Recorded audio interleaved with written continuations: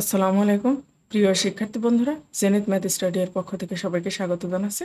শিক্ষার্থী বন্ধুরা, আমি এখন আলোচনা করব ষষ্ঠ শ্রেণীর ইতিহাস ও সামাজিক বিজ্ঞান বইয়ের বার্ষিক পরীক্ষার মূল্যায়নে যে প্রশ্ন করা হবে তারই একটি নমুনা প্রশ্ন।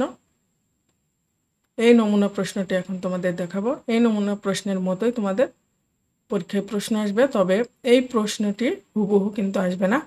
এই প্রশ্নপত্রের আলোকেই প্রশ্ন করা হবে। শিক্ষার্থী বন্ধুরা, এটা হচ্ছে ষষ্ঠ শ্রেণীর ইতিহাস ও সামাজিক বিজ্ঞান। এই ইতিহাস ও সামাজিক বিজ্ঞান প্রশ্নে বহু নির্বাচনী প্রশ্ন থাকবে 15টি। এরকম বহু নির্বাচনী প্রশ্ন মোট 15টি থাকবে। এখানে নম্বর থাকবে 15 এবং 15টি প্রশ্নের 15টি উত্তরই কিন্তু তোমাদের দিতে হবে। এটা যেমন এই যে 1 নম্বর হচ্ছে নিচের কোন গুচ্ছের সবগুলো দেশ দক্ষিণ এশিয়াভুক্ত, এই চ্যাপ্টারের ভিতরে যেটা উত্তর সেটা দিতে হবে। তারপর কোন এলাকায় মানুষের দলগত আচরণের বিশেষ ধরন কোনটি, এভাবে মোট 15টি প্রশ্ন থাকবে এখানে। যে এই 15টি প্রশ্ন থাকবে, 15টি প্রশ্নেরই উত্তর দিতে হবে এবং 15টি প্রশ্নের জন্য প্রত্যেকটির জন্য 1 নম্বর করে। এবার আসছে এক কথায় উত্তর।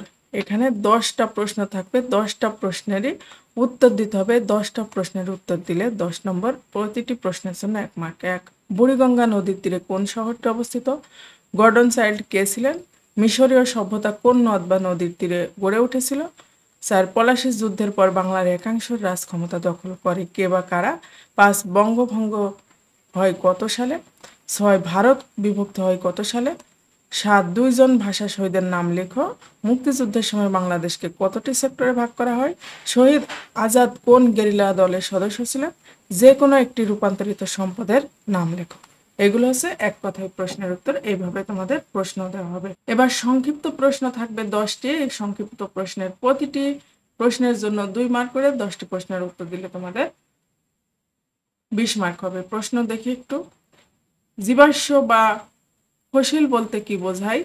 হরপ্পা সভ্যতা শুধু নদী প্রবাহিত সভ্যতা নয় কেন? মিশরীয় সভ্যতা বিকাশের অন্যতম প্রধান প্রভাবক কোনটি, ব্যাখ্যা করা। সামাজিক কাঠামোর অংশ হিসেবে রাষ্ট্রের কাজ কি কি?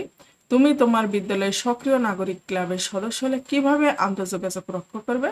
2টি সামাজিক ও 2টি প্রাকৃতিক কাঠামোর নাম লিখো। প্রাচীন জনপদের যে কোনো 4টি নাম লিখো।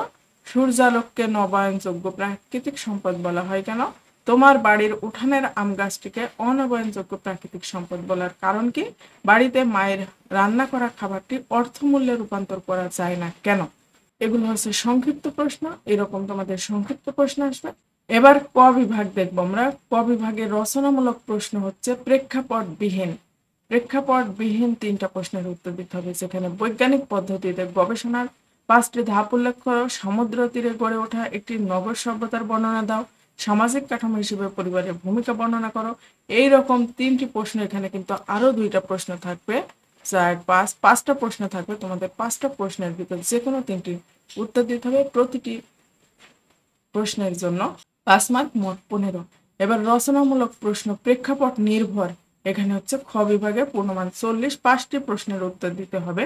ক নম্বরে থাকবে 3 মার্ক আর খ নম্বরে থাকবে 5, মোট 8টা প্রশ্ন, 8 মার্ক থাকবে এক একটা প্রশ্নের জন্য। এটা হচ্ছে দৃশ্যপট নির্ভর। যে দৃশ্যপট একটা দেয়া আছে, এই দৃশ্যপট অনুসারে ক ও খ নম্বর প্রশ্নের উত্তর দিতে হবে। দৃশ্যপটে 1 অনুসারে ক নম্বর প্রশ্নের আর দৃশ্যপট 2 অনুসারে খ নম্বর প্রশ্নের উত্তর দিতে হবে। এই ক নম্বরের জন্য তোমাদের 3 মার্ক আর খ নম্বরের জন্য 5 মার্ক, মোট 8 মার্ক। এই একটা সেট এখানে ক খ, এই একটা প্রশ্নে মোট 8 মার্ক।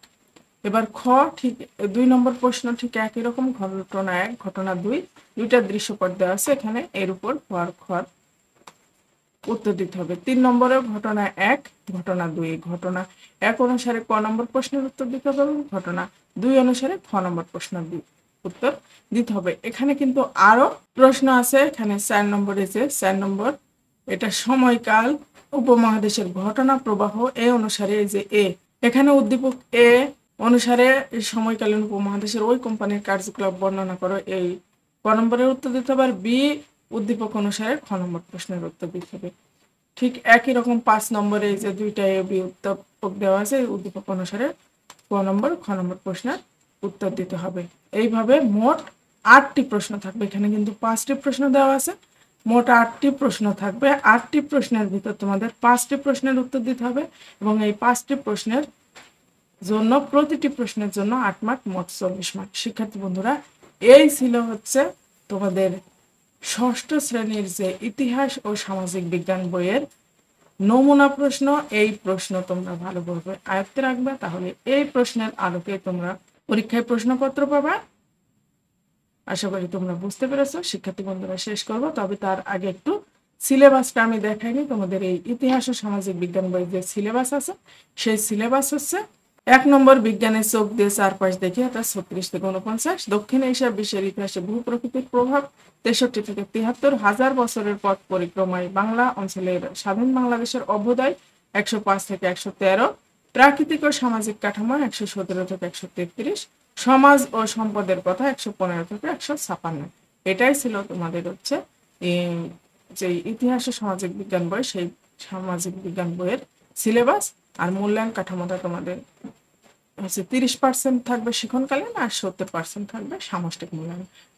70% সামষ্টিক মূল্যায়ন মানে এই নয় যে তোমাদের 70 মার্কের পরীক্ষা হবে, তোমাদের মার্ক পরীক্ষা হবে 100 মার্কের এবং পার্সেন্টেজ করে তোমাদের 70 মার্কের ভিতর নম্বর দেওয়া হবে। শিক্ষার্থী বন্ধুরা, এই ছিল আজকের আলোচনা। এতক্ষণ সাথে থাকার জন্য সবাইকে ধন্যবাদ জানিয়ে শেষ করছি। আল্লাহ হাফেজ।